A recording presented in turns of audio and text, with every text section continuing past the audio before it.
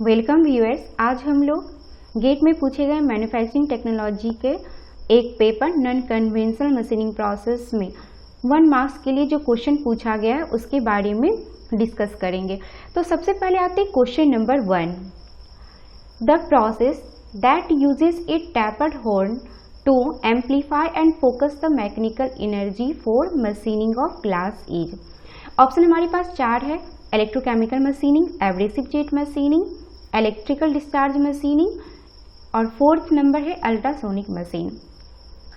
तो इसका सबसे पहले देख रहे हैं कि टैपर्ड हॉर्न किस में यूज किया जाता है। अल्ट्रासोनिक मशीनिंग इसका आंसर होगा। ये जो फिगर आप देख रहे हो ये अल्ट्रासोनिक मशीनिंग प्रोसेस का है, जिसमें कि ये जो हॉर्न है ये इसका शेप होता है टैपर्ड। इसे कंसेंट्रेटर भी कहा जाता है। नेक्स्ट क्वेश्चन पे, in an electrical discharge machining process the breakdown voltage across inter electrode gap is 200 volt and the capacitance of the RC circuit is 50 microfarad. The energy in joule released for spark across the IEG is। तो question में हम देख रहे हैं volt दिया हुआ है 200 volt और 50 माइक्रोफेराडे जो है वो कैपेसिटेंस दिया हुआ है। तो फाइंड आउट क्या करना है हम लोग को? फाइंड आउट करेंगे हम लोग E। फॉर्मूला होता है E equal to half C V square. Half capacitance का वैल्यू दिया हुआ 50 इंटू 10⁻⁻6 और वोल्टेज है 200। जब आप इसे सॉल्व करोगे तो इसका आंसर आएगा 1 जूल। तो फिल इन द ब्लैंक्स में जो यहाँ पर आंसर होगा वो होगा 1 जूल।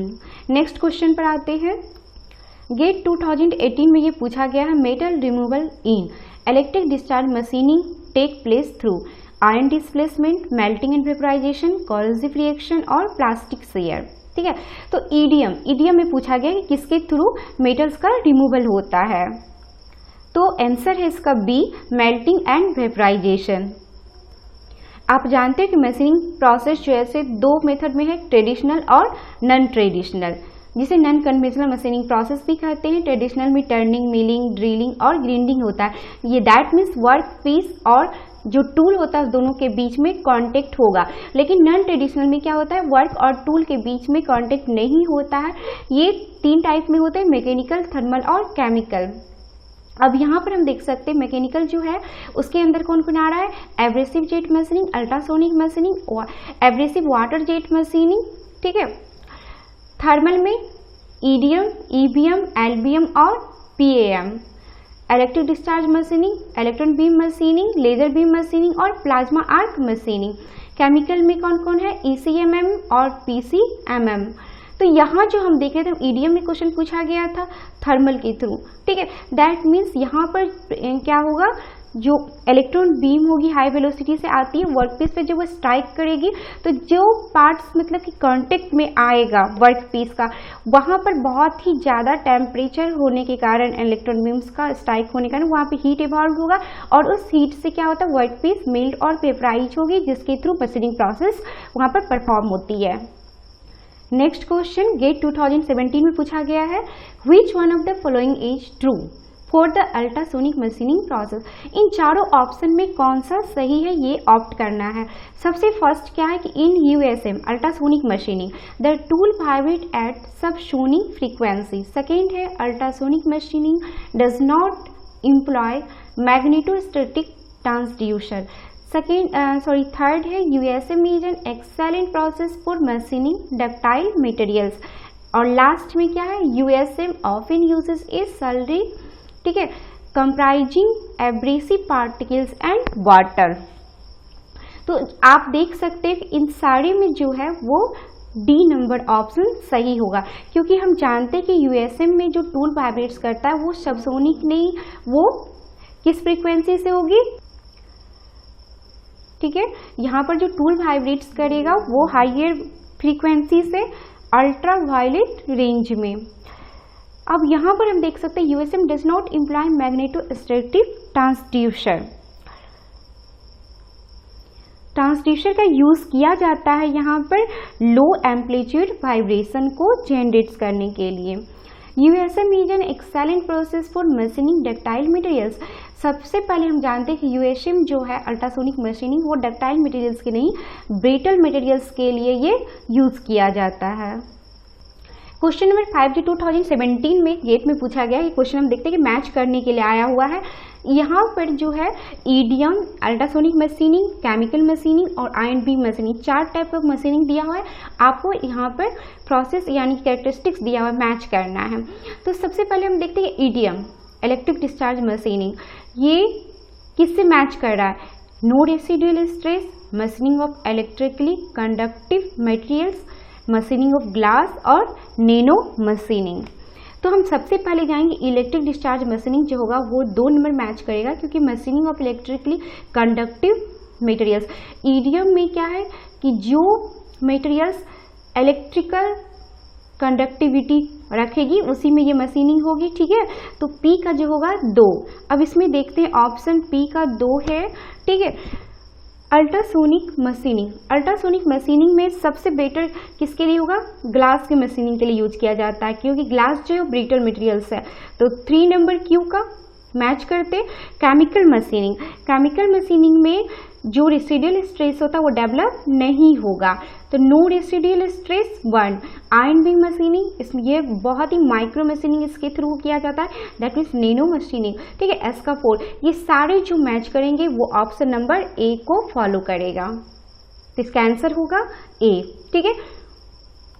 यहाँ हम देख सकते हैं पी जो है 2 है, लेकिन क्यू जो है वो 4, कि अल्ट्रासोनिक मशीनिंग नैनो मशीनिंग नहीं होगा, तो ये सबसे पहले जो ऑप्शन डी है वो रॉन्ग हो गया।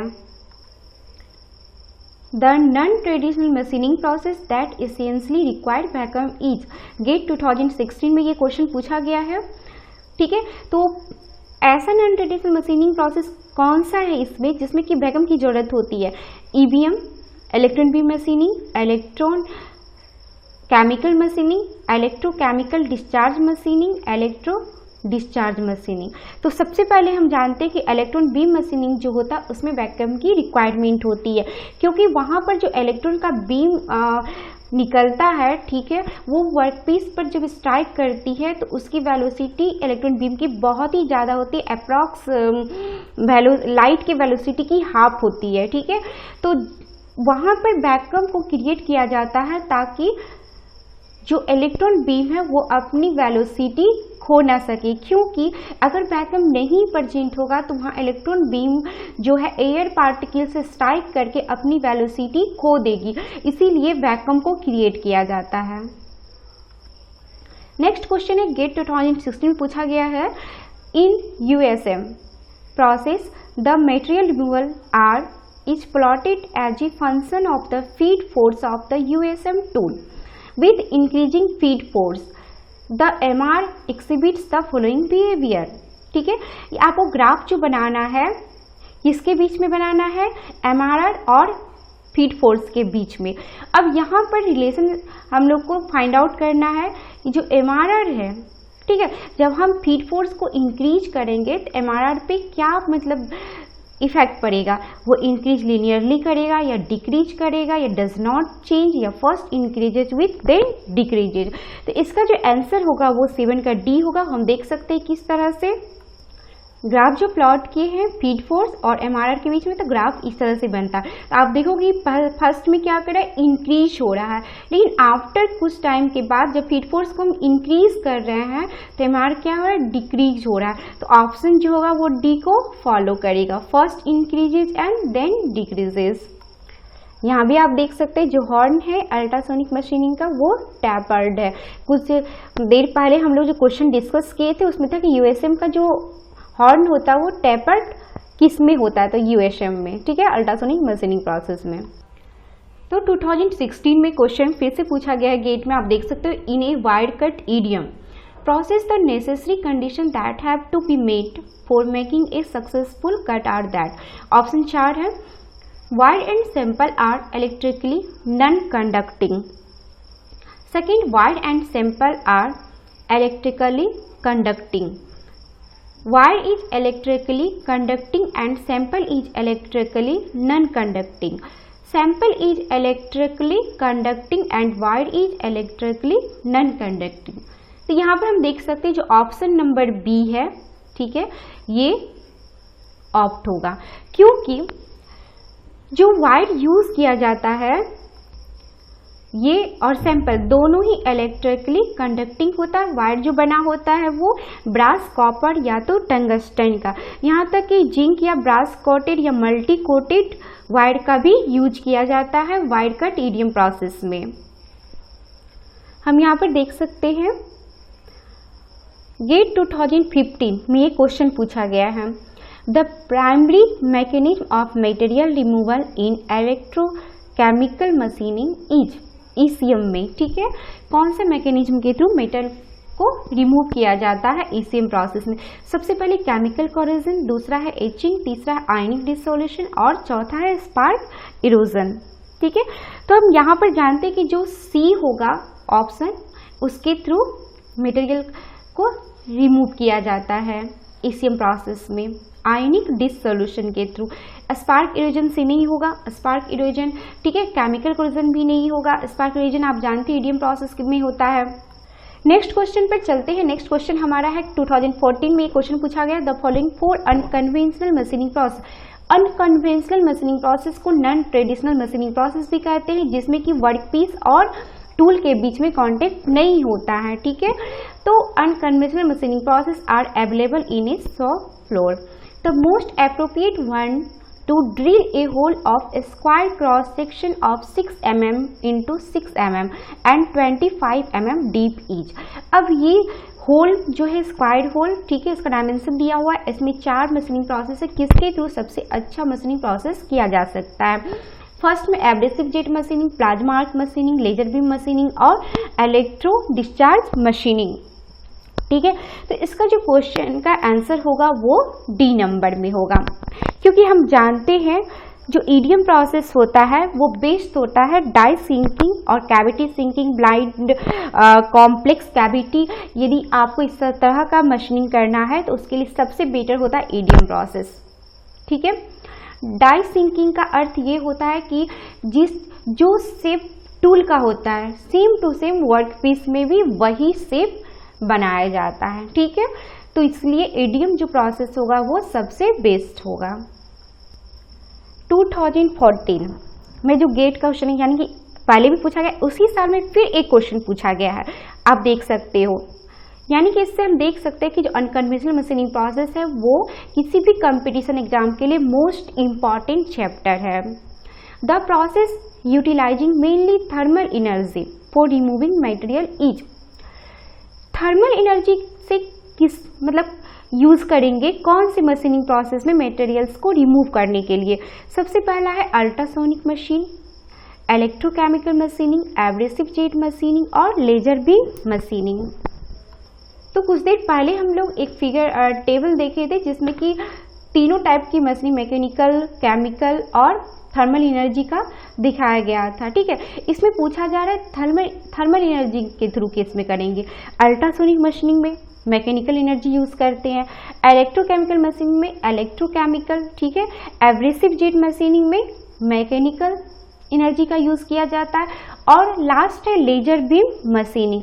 तो लेजर बीम मशीनिंग में थर्मल एनर्जी का यूज किया जाएगा, क्योंकि लेजर बीम के जब वर्कपीस पर स्ट्राइक करती है लेजर बीम तो वो क्या करेगी, वर्कपीस को मेल्ट करती है हीट के कारण, ठीक है, जिसके थ्रू मशीनिंग होता है वर्कपीस का।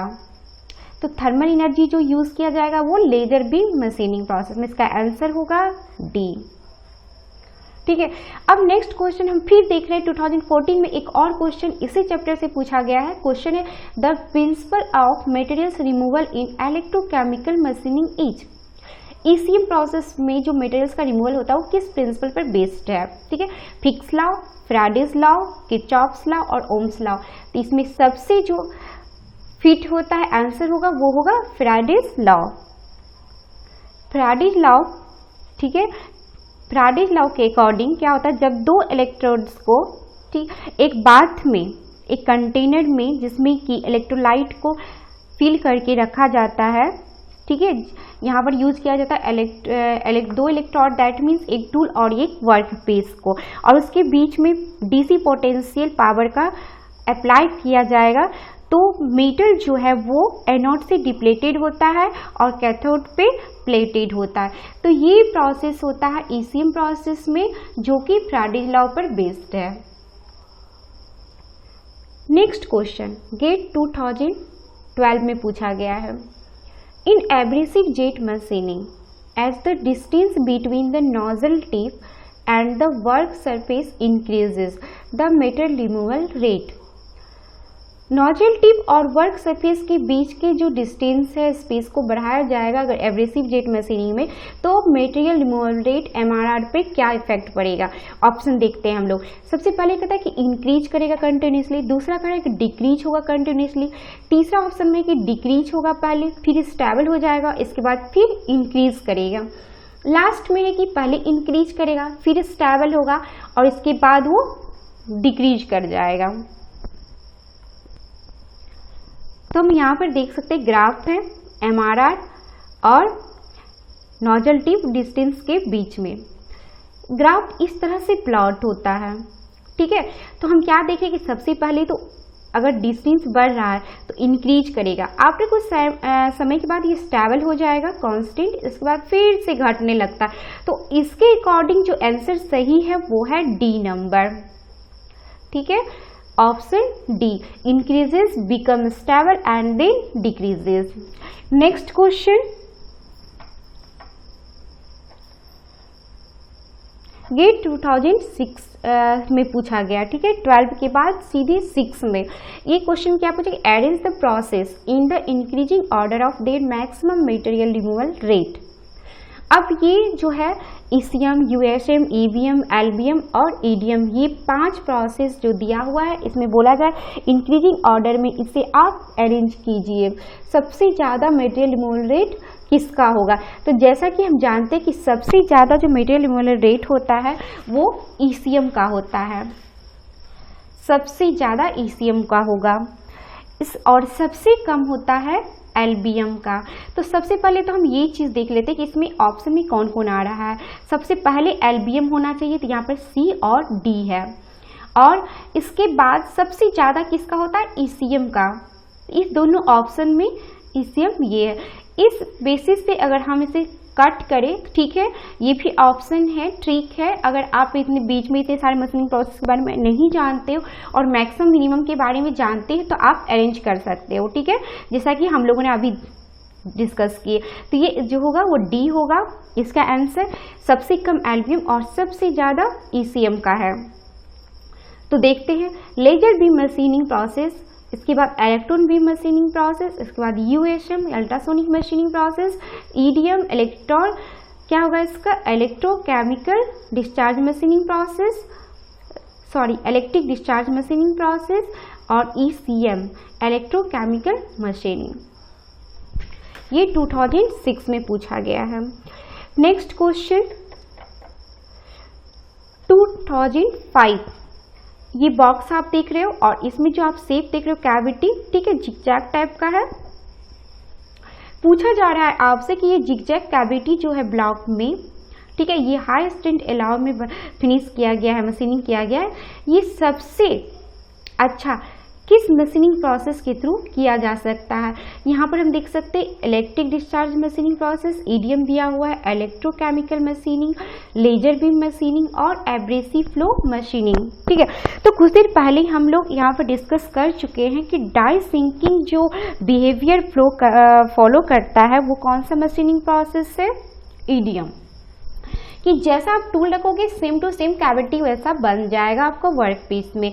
तो यहाँ पर आंसर क्या होना चाहिए, सबसे best EDM electric discharge machining process. C number GATE 2004 में ये क्वेश्चन पूछा गया, the mechanism of material removal in EDM process is, ठीक है।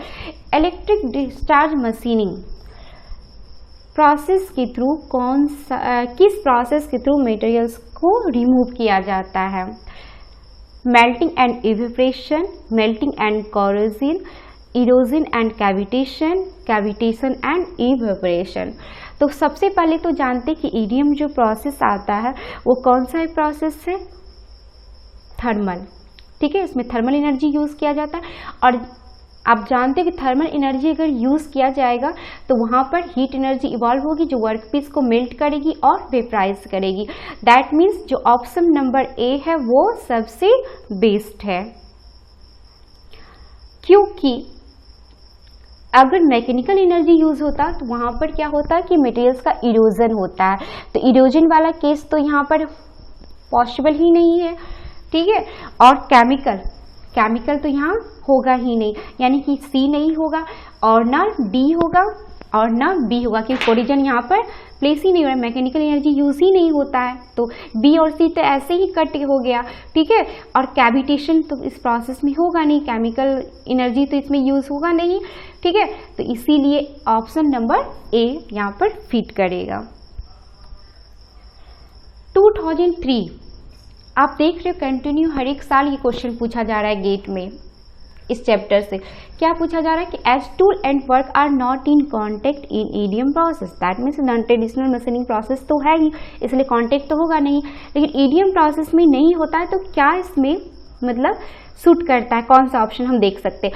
सबसे फर्स्ट में कि no relative motion occurs between them, ये तो पॉसिबल है, और पूछा जा रहा है कौन नहीं है, no wear of tool occurs. ठीक है, तो ये भी नहीं हो tool. C no power is consume during metal cutting, ये भी गलत है। No force between tool and work occurs. ठीक है, अब तो सही क्या है इसमें, तो ऑप्शन नंबर जो डी होगा ये सही होगा, क्योंकि टूल और वर्क जब एक दूसरे के कांटेक्ट में ही नहीं होगा तो वहां जो फोर्स होगा वो वर्चुअली क्या होगा, जीरो होगा।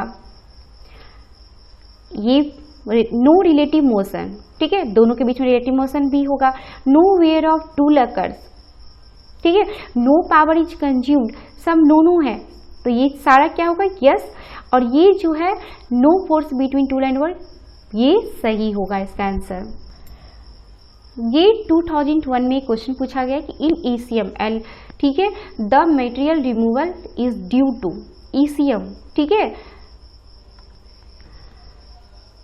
कोरोजन, इरोजन, फ्यूजन और आयन डिस्प्लेसमेंट।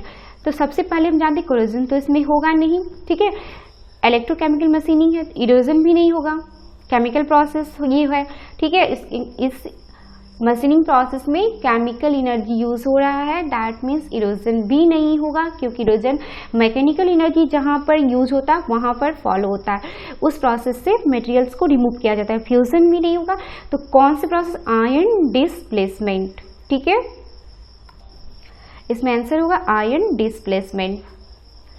ईसीएम जो बेस्ड होता है वो इलेक्ट्रोलाइसिस प्रोसेस पर बेस्ड होता है, जो फैराडेज ने दिया था, ठीक है, उसमें आयन डिस्प्लेसमेंट होगा। 19 number, deep hole drilling of a small diameter से 0.2 mm is done with EDM by selecting the tool material as copper wire, tungsten wire, brass wire और टंगस्टन कार्बाइड।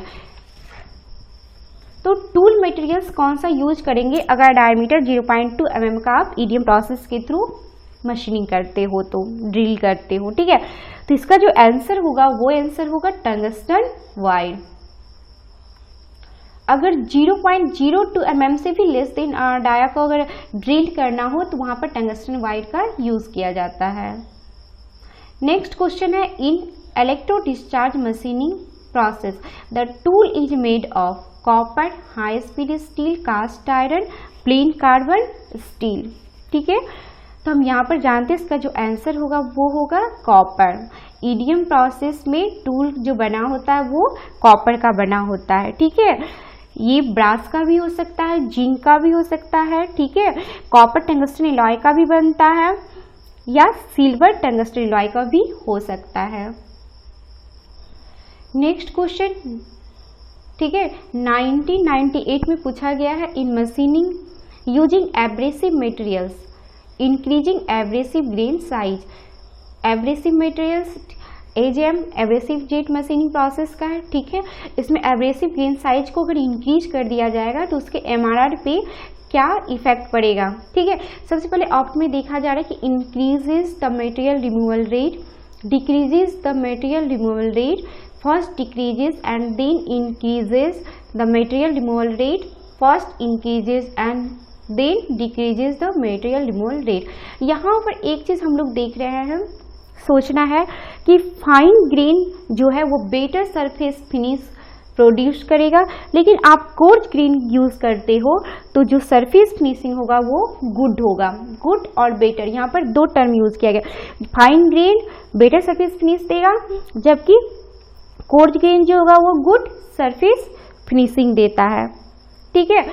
तो इस तरह से हम अगर देखते हैं तो ऑप्शन नंबर ए जो है वो सही होगा, increases the material removal rate. Next question 22, ये गेट 1997 में पूछा गया है, ठीक है। Selection electrolyte for ECM is as follow. अब ये ऑप्शन नंबर हम देख रहे ABCD दिया हुआ है। First, non passivating electrolyte for stock removal and passivating electrolyte for finish control. Second है passivating electrolyte for stock removal and non passivating electrolyte for finish control. Third, selection of electrolyte is dependent on current density. और D number है electrolyte selection is based on the tool work electrode. तो सबसे पहले हम देखते हैं दो term यहाँ पर यूज किया है, नॉन पैसिवेटिव और पैसिवेटिव। नॉन पैसिवेटिव इलेक्ट्रोलाइट, ठीक है, तो नॉन पैसिवेटिव जो इलेक्ट्रोलाइट होता है वो कंटेन करता है एग्रेसिव एनाइन जैसे कि सोडियम क्लोराइड, जबकि पैसिवेटिव इलेक्ट्रोलाइट जो है वो कंटेन करता है ऑक्सीडाइजिंग एनाइन, ठीक है। Example sodium nitrate and chlorate, ठीक है। अब एक चीज हम आंसर इसका कौन सा सही होगा, तो ऑप्शन होगा ए नंबर, ठीक है। Non passivating electrolyte for stock removal and passivative electrolyte for finish control. Passivative electrolyte जो होता है वो बेटर मशीनिंग प्रिसीजन देता है।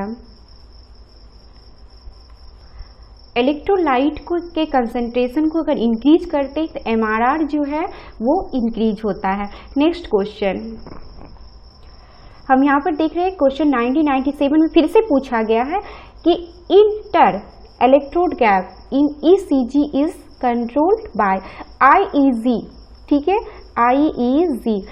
ये टर्म आप बार बार देखते होंगे ECG में यूज किया जाता है, किसके through, controlling the pressure of electrolyte flow, controlling the applied static load, controlling the size of diamond particles in the wheel, और लास्ट है controlling the texture of the work piece. तो इसका जो ऑप्शन होगा, ठीक है, कौन सा सही होगा, तो डायमंड पार्टिकल्स के साइज को जो व्हील में कंट्रोल करके IEG को कंट्रोल किया जाता है, ठीक है। ऑप्शन सी इसका सही होगा, ठीक है। तो ऑप्शन जो इसका होगा वो सी होगा। 1994 गेट में पूछा गया है कि electric discharge machining impose large force on tool that electrochemical machining process, ठीक है। तो यहाँ ट्रू है या फॉल्स है, तो आप जानते हो जो ईडीएम में होता है, ठीक है, फोर्स यूज किया जाता है टूल पे, वो ECM के कंपैरिजन में वो लेस होगा। तो यहाँ क्या है कि लार्ज, तो इसलिए जो ऑप्शन होगा इसका सही वो क्या होगा, फॉल्स। यहाँ पर होना चाहिए less. GATE 1994 EDM is more efficient process than electrochemical machining for producing large non-circular hole, ठीक है। ट्रू है या फॉल्स है ये स्टेटमेंट। तो जैसा कि हम जानते हैं जो EDM का मटेरियल रिमूवल रेट होगा उससे ज़्यादा होता है इलेक्ट्रोकेमिकल मशीनिंग प्रोसेस का, ठीक है। लेकिन यहाँ पर कहा जा रहा है कि electric discharge machining is more efficient, तो ईसीएम का एमआरआर जो है मेटेरियल रिमूवल रेट वो ज़्यादा भी होता है ईडीएम से, और साथ में EDM electric discharge machining process में जो एनर्जी की रिक्वायरमेंट होती है वो ज़्यादा होती है, इसीलिए ये लेस इफिशियंट होगा with comparison to electrochemical machining process, इसीलिए ये स्टेटमेंट गलत है। ठीक है, अब देख रहे हैं 1994 में फिर से क्वेश्चन आया हुआ है जो आपको स्टेटमेंट दिया हुआ है कि ultrasonic machining is about the best process for making holes in glass which are comparable in size with the thickness of the sheet। ठीक है, ये स्टेटमेंट सही है, गलत है। यूसीएम के थ्रू, ठीक है, ग्लास में, ग्लास जैसा आप ऐसे भी जानते हैं कि अल्ट्रासोनिक मशीनिंग प्रोसेस जो होता है वो बेस्ड है ब्रिटल मटेरियल्स के लिए, और जो ग्लास है वो ब्रिटल मटेरियल्स है। ठीक है, तो ये जो स्टेटमेंट है वो क्या है, सही है। एमआरआर स्लो होगा, लेकिन अल्ट्रासोनिक मशीनिंग के थ्रू कॉम्प्लेक्स कैविटी का भी आप मशीनिंग कर सकते हो बिना वर्कपीस को ब्रेक किए हुए। और वर्कपीस क्या है कि ब्रिटल मटेरियल्स यूज करते हैं जैसे कि ग्लास, सेरामिक्स, ये सब। नेक्स्ट क्वेश्चन 1993 में पूछा गया है कि in ultrasonic machining process the material removal rate will be higher for materials with higher toughness, higher ductility, lower toughness, higher fracture strain.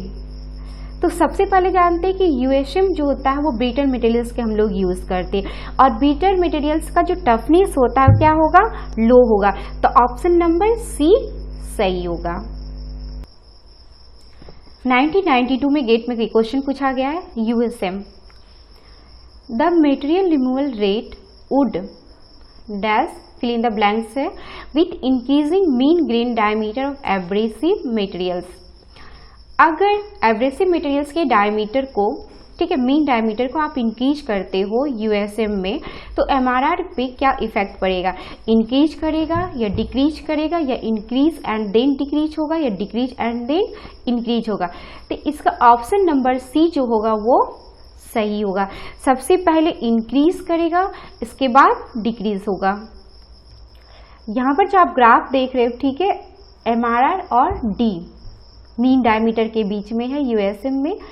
तो थियोरेटिकल जो है ग्राफ इस तरह से होना चाहिए, लेकिन एक्चुअल में क्या हो रहा है कि डायमीटर को पहले अगर हम बढ़ाते हैं तो एमआरआर बढ़ रहा है, लेकिन आफ्टर यानी यहाँ से क्या हो रहा है कि अगर आप डायमीटर को बढ़ा रहे हो आफ्टर कुछ समय बाद, तो फिर ये एमआरआर जो है वो घटने लगा। ठीक है, तो पहले इंक्रीज फिर डिक्रीज।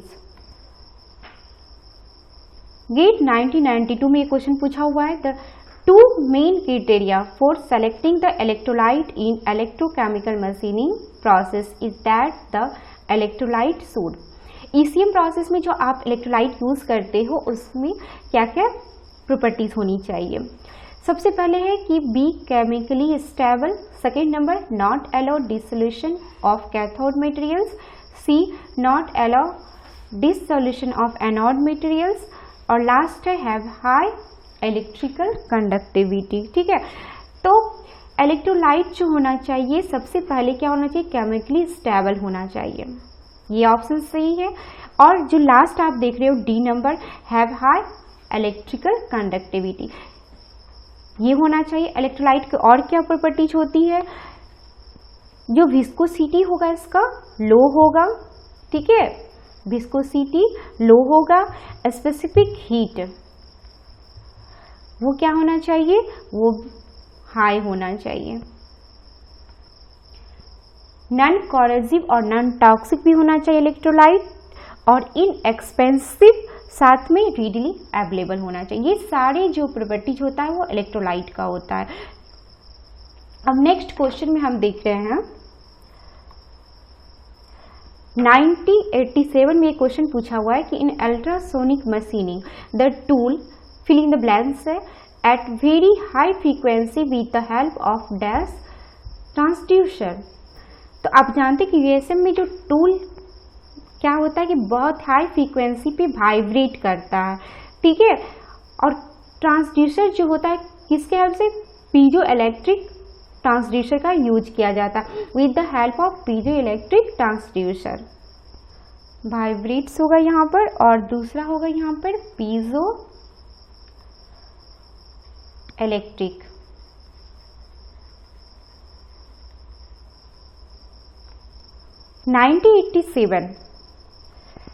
फिर से उसी साल में फिर से ये क्वेश्चन पूछा गया है नॉन कन्वेंशनल मशीनिंग प्रोसेस से ही कि ईसीएम, ठीक है, यहाँ पर फिल करना आपको कैन या can not be used for all such materials for which ultrasonic machining is possible while EDM electric discharge machining. Can या कैन नॉट होगा be used for all such materials for which ECM is possible. तो यहाँ पर हम देख रहे हैं जो ईसीएम है, ठीक है, कहा जा रहा है कि जो आप अल्ट्रासोनिक मशीनिंग प्रोसेस में जो आप यूज करते हो, क्या वो सारे मटेरियल्स वही सब मटेरियल्स के में हम ईसीएम प्रोसेस यूज कर सकते हैं? तो ऑब्वियसली नहीं होगा, ठीक है, कांट होगा, क्योंकि अल्ट्रासोनिक मशीनिंग में आप मैकेनिकल एनर्जी यूज करते हो और ईसीएम में जो है वो केमिकल एनर्जी यूज करते हो और दोनों का जो मटेरियल्स होगा वो डिफरेंट होता है, ठीक है। तो यहाँ पर जो ऑप्शन होगा वो कैन नॉट होगा। अब जब कि यानी दूसरा पार्ट देखिए, EDM electric discharge machining process और एक है ईसीएम इलेक्ट्रोकेमिकल मशीनिंग प्रोसेस। बोला जा रहा है कि ये इसमें ये दोनों का मटेरियल सेम हो सकता है, पॉसिबल है? तो हाँ पॉसिबल है। जिस मटेरियल पे आप ईडीएम कर सकते हो उस मटेरियल पर आप ईसीएम भी कर सकते हो, क्योंकि दोनों मटेरियल्स में जो प्रॉपर्टीज होगा वो कॉमन होगा। ओके, तो ये रहा 1987 से लेके 2021 तक का, 2020 तक का ही 2020 तक का ही ये गेट का क्वेश्चन हम लोग आज 1 मार्क्स का सॉल्व किए हैं। नेक्स्ट वीडियो में हम लोग जो 2 मार्क्स में जो क्वेश्चन पूछा गया है अनकन्वेंशनल मशीनिंग प्रोसेस में, वो वीडियो लेकर के आएंगे जिसमें कि डिस्कस करेंगे हम लोग। Okay, thank you.